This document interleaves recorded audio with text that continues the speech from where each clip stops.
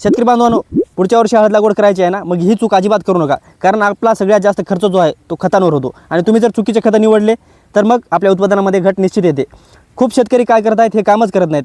ते म्हणजे आपल्या जमिनीचं आपल्याला माती परीक्षण करून घ्यायचं आहे. तुम्ही जर तुमच्या जमिनीचं माती परीक्षण केलं तर तुमच्या जमिनीमध्ये कोणत्या सूक्ष्म अन्नद्रव्याची कमतरता आहे ते ओळखून तुम्हाला त्यावर नियोजन करता येते. तुम्हाला तुमच्या जमिनीचा pH समजतो, तुम्हाला तुमच्या जमिनीचा कर्ब समजतो, तुमची जमीन योग्य पाण्याचा निचरा होणारी आहे का, चिबाड आहे का, तुमच्या जमिनीमध्ये कोणतं पीक घेतलं पाहिजे, या गोष्टी तुम्हाला समजतात. शेतकरी बांधवांनो, तुम्हाला तुमच्या जमिनीमध्ये नत्र, स्फुरद, पालाश यांचं प्रमाण किती आहे हे समजतं. शेतकरी बांधवांनो, तुम्ही जर अंदाजाने खतं टाकली तर तुमचा खर्च वाढतो आणि तुम्ही जर तुमच्या जमिनीचा माती परीक्षण करून खतं टाकली तर तुमच्या जमिनीचा खर्च कमी होतो, उत्पादनामध्ये वाढ होते आणि तुमच्या पिकांचा दर्जा जो आहे तो सुधारतो. शेतकरी बांधवांनो, विशेष म्हणजे तुमच्या जमिनीमध्ये खतांची किंवा अन्नद्रव्याची कमतरता ओळखून तुम्हाला त्यावर नियोजन करता येते. शेतकरी बांधवांनो, तुम्हाला माती परीक्षण कुठं करायचं आहे तर शेतकरी बांधवांनो, तुम्हाला जिल्हा किंवा तालुका स्तरावर कृषी विभागामध्ये काही सरकारी प्रयोगशाळांमधून तुम्हाला कमी खर्चामध्ये किंवा योजनांमधून माती परीक्षण करून दिलं जातं. काही कृषी विज्ञान केंद्रे सुद्धा माती परीक्षण करून देतात आणि काही खाजगी प्रयोगशाळा आणि खतांच्या कंपन्या सुद्धा माती परीक्षण करून देतात.